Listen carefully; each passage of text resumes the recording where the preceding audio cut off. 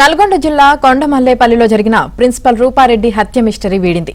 Nagarjuna school principal రూపారెడ్డిని అదే పాఠశాలలో 10th చదువుతున్న విద్యార్థులు అనిల్ వంశీ చంపినట్లు పోలీసులు తేల్చారు.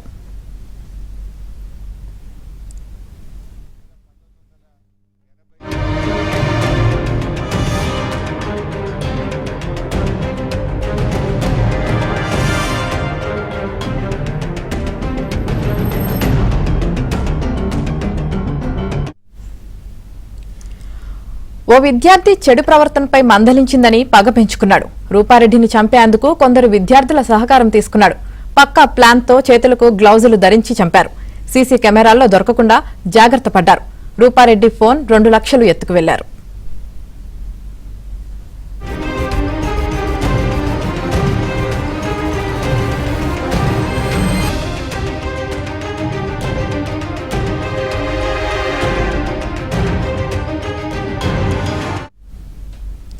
ఇక హత్యకు కొన్నాళ్ల ముందే నిందితులు గోవా వెళ్లి జల్సా చేశారు.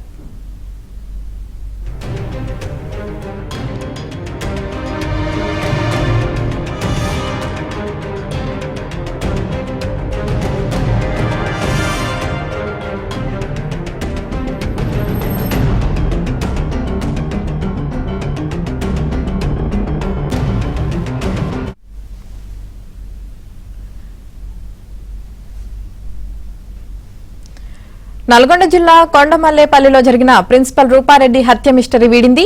నాగార్జున స్కూల్ ప్రిన్సిపల్ రూపారెడ్డిని అదే పాఠశాలలో 10th చదువుతున్న విద్యార్థులు అనిల్ వంశీ చంపినట్లు పోలీసులు తేల్చారు.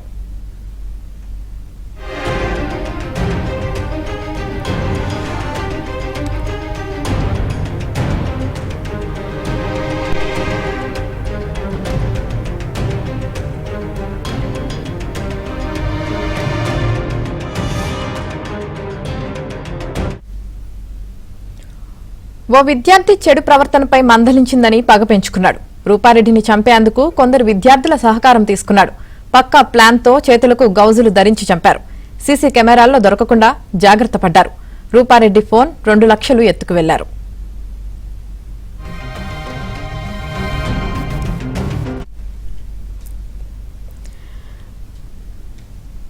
నల్గొండ జిల్లాలో జరిగిన ప్రిన్సిపల్ రూపారెడ్డి హత్య మిస్టరీ వీడింది. దీనికి సంబంధించి పూర్తి సమాచారం మా ప్రతినిధి రవి అందిస్తారు. రవి, కొండమల్లేపల్లి నాగార్జున స్కూల్ ప్రిన్సిపల్ రూపారెడ్డిని అదే స్కూల్లో చదువుతున్నటువంటి 10వ తరగతి విద్యార్థులు దారుణంగా హత్య చేసినట్టయితే పోలీసులు సాయంత్రం 4:30కు పూర్తి వివరాలను జిల్లా ఎస్పీ శరత్చంద్ర పవార్ మీడియాకు వెల్లడిస్తారు. అయితే కొద్ది రోజులుగా ఆ స్కూల్లో చదువుతున్నటువంటి 10వ తరగతికి వచ్చినటువంటి విద్యార్థులు 9వ తరగతి కంప్లీట్ అయిన మరుక్షణమే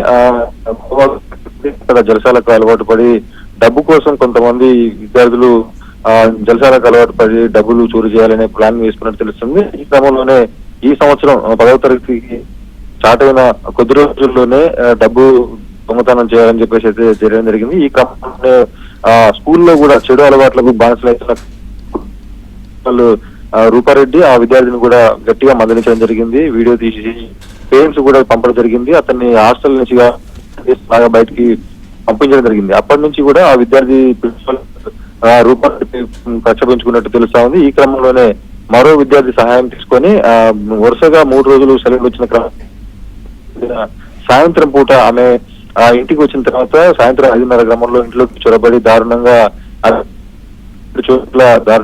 వచ్చి అక్కడ ఇంట్లో బ్యాగ్ లో ఉన్నటువంటి 2 లక్షల రూపాయల నగదు తీసుకెళ్లి అక్కడి నుంచి హైదరాబాద్ కు పరారు కావడం జరిగింది. పోలీసులు దాదాపుగా 100 మందికి పైగా అనుమానితులను విచారణ చేసిన తర్వాత చివరికి ఆ స్కూల్లో మిస్సింగ్ అయినటువంటి 2 స్టూడెంట్లు మిస్ కావడంతో వారే ఈ ఘాతకానికి పాల్గొని తెలుస్తుంది. వీరందరూ కూడా ఆ చేతికి పెట్టుకొని మంకీగా పెట్టుకొని సీసీ కెమెరాలు కనిపించిన ఏరియాల నుంచి ఈ ఘాతకానికి అయితే పాల్పడ్డారు. అటకెలకైతే పోలీసులు వారం రోజులు నిశ్చయంగా అయితే ఛేదించారు.